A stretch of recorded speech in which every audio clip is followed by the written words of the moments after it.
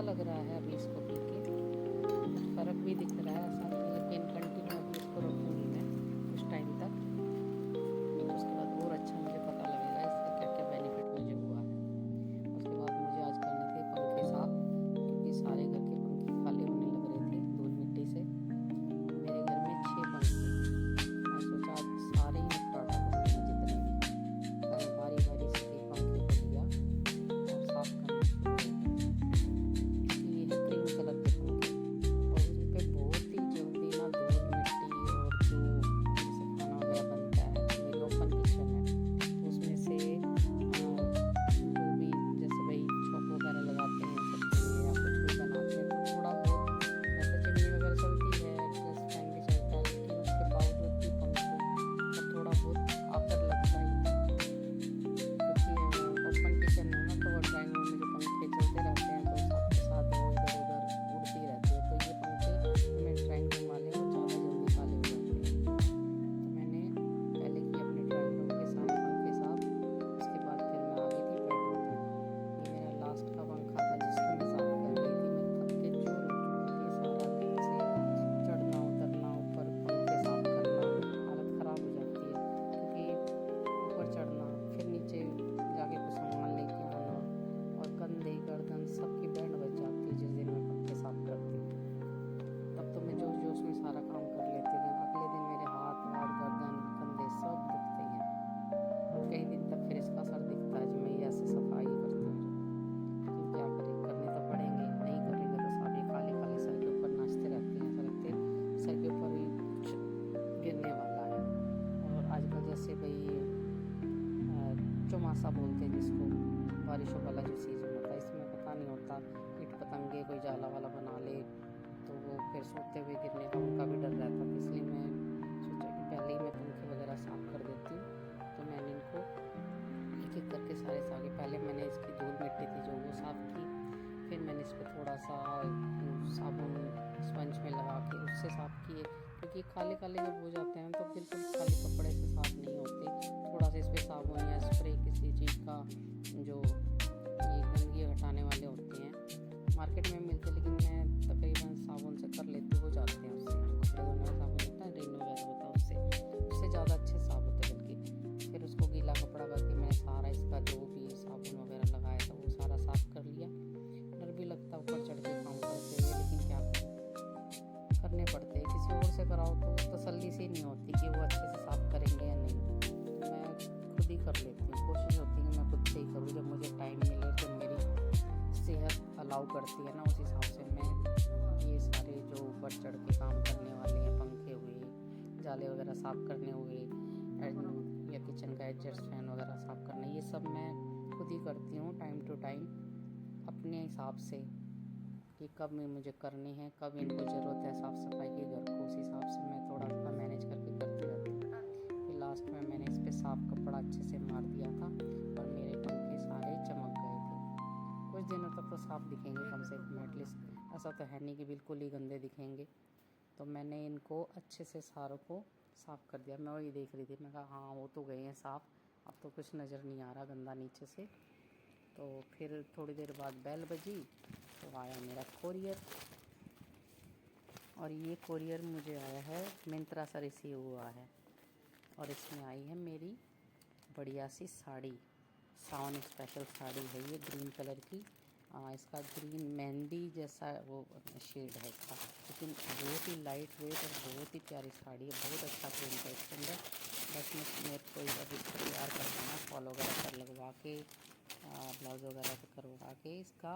और मेरी कोशिश है कि अगर ये जल्दी सिल गया ब्लाउज़ वगैरह तो मैं तीज का जो फेस्टिवल आ रहा है उस दिन इसको पहन लूँगी। और अगर 1% नहीं हो पाया ब्लाउज़ वगैरह रेडी तो फिर मैं कुछ और ट्राई करूँगी। और ये बनाई थी मैंने शाम के टाइम, फिर पनीर की सब्ज़ी और ये दाल चावल, क्योंकि काम करते करते भूख भी लगाई थी, बच्चों के आने का टाइम भी और था, लंच तो बनाना ही था। और फिर मेरे को धोने थे कपड़े, मैंने साथ साथ फिर मशीन भी लगाई। और ये है मेरा नेक्स्ट डे का व्लॉग। उस दिन आई हुई थी मेरी भाभियाँ, और ये मेरी सिस्टर है, मेरी सिस्टर की सास है, ये सारे हमारे से मिलने आए हुए थे। हम सारे बैठ के बातें कर रहे थे। फिर हम निकल पड़े थे बाहर अपनी सास से मिलने के लिए, क्योंकि की तबीयत थोड़ी ठीक नहीं थी, तो फिर हमें वहाँ जाना था, तो हम सारे ही चले गए थे उनसे मिलने के लिए गाड़ी से। मौसम काफ़ी अच्छा था, तो हम लोग सारे जा रहे थे बातें करते हुए, बीच में गाने वगैरह भी चल रहे थे, हम लोग भी सुन रहे थे। और क्योंकि थोड़ा सा डिस्टेंस है, जैसे मेरे घर में वहाँ तक जाने में थोड़ा सा लगता है, वॉकिंग डिस्टेंस नहीं है, व्हीकल से ही जाना पड़ता है, चाहे तो गाड़ी से जाओ चाहे रिक्शे से जाओ। तो हम लोग सारे जा रहे थे, और रास्ते में ना जैसे ट्रैफिक काफ़ी ज़्यादा था, क्योंकि हमें शाम हो गई थी जाने में, तो ट्रैफिक रास्ते में था बहुत ज़्यादा, जैसे भी रुक रुक के ही चल रहे थे। ये जा रही थी ट्रेन, तो हमें फाटक बंद मिला और वहाँ लग गए हमें आधा घंटा। फिर हम वापसी में आके हमने रात को, मैंने और मेरी सिस्टर ने रील शूट की उसके लिए, इंस्टाग्राम के लिए और यूट्यूब के लिए हमने शॉर्ट्स बनाई 1-2। तो ये उसी की क्लिप मैंने डाली हुई है, और इसमें गाना फीड है, क्या कुछ कहता है सावन, वो वाला गाना डाल रखा है मैंने, लेकिन इसमें आवाज़ नहीं है, ये आपको म्यूट ही लगेगा। तो हम दोनों मस्ती कर रहे थे, बच्चे अपनी मस्ती कर रहे थे, हम अपने कर रहे थे। और ये है मेरा नेक्स्ट संडे का व्लॉग है ये। संडे को सबकी डिमांड थी कि हमें इडली सांभर खाना है, तो बस उसी में बहुत टाइम लग गया। इडली सांभर बनाया, ये इतने सारे बर्तन हो गए, फिर ये पहले इडली बना दी थी मैंने, क्योंकि इडली में भी टाइम लगता है। और ये मैंने इमली वगैरह भिगो दी थी, सब्जियां कट हो गई थी, फिर मैं ये सब्जियों को अलग से पका रही थी, और सांभर की दाल मैंने अलग से पकाई थी, साथ साथ मेरी इडली भी बन रही थी। मतलब इतना सब कुछ जब हम बनाते हैं ना, कुछ भी जैसे इडली सांभर डोसा वगैरह जब बनाते हैं, तो बर्तनों का तो भाई ढेर लग जाता है। मेरे भी किचन का वही हाल हो रहा था उस दिन। अब फिर कोई गेस्ट आ जाए घर पे तो और भी ज़्यादा थोड़ा काम हो ही जाता है। तो ये सारे सब्जियां वगैरह जो इसमें है, कद्दू है, घिया है, सारी सब्जियां कट करके सब्जियां मंदी मंदी आँच पे पकने के लिए रख दी। और मेरी ये इडली भी अच्छी बन गई थी, स्पंजी सी। मैंने इनमें दही और इनो दोनों का इस्तेमाल किया था, और थोड़ा सा मैंने नमक डाल दिया था। तो ये इडली बन के तैयार हो गई थी, और फिर मेरी सब्जियाँ पक गई थी, तो मैंने उसमें डाल दिया था इमली वाला पानी, और फिर इसको 1-2 बॉयल लगवा कर उसके बाद फिर मैंने सांभर की दाल चेक की, तो दाल भी पक चुकी थी। मैंने इसमें दाल ऐड कर दी, और फिर इनको थोड़ी सी देर के लिए ना 1-2 उबाले और लगवा, ताकि इसमें सारे मसाले वसाले अच्छे से लग जाए। और मैंने जो सांभर मसाला जो था ना, तड़का का जो भी चीज़ें थी, मैंने सारी ही सब्जियां जब पका रही थी ना, तब मैंने तड़का सारा डाल दिया था। जैसे कड़ी पत्ता है, प्याज वगैरह, जो भी चीज़ें मैं तड़के में डालती हूँ ना ऊपर से, जैसे मैं छौंक लगाती थी, कि मैं हमेशा ना सब्जियों को कुकर में ही पका लेती थी इसके साथ। तो ये मेरी थाली तैयार है, सांभर, चटनी धनिया पुदीने की, और ये है। अब फिर ये लोग अपने खा पी के और निकल गए अपने घर की तरफ। जो अगले दिन सबको अपने अपने काम पे निकलना था, कोई कॉलेज का है, कोई ड्यूटी वाले हैं, तो इसीलिए सबके लिए फिर हमने बाय बाय बोल के अब आ गए थे अपने घर पर। धूप इतनी तेज़ थी उस दिन की पूछो मत। और ये है मेरे नेक्स्ट मॉर्निंग का। नेक्स्ट मॉर्निंग टिफ़िन के लिए बनाए थे मैंने पनीर की सब्ज़ी, और बच्चों के लिए बनाई थी पनीर की, और अपने दोनों तीनों के लिए बनाई थी।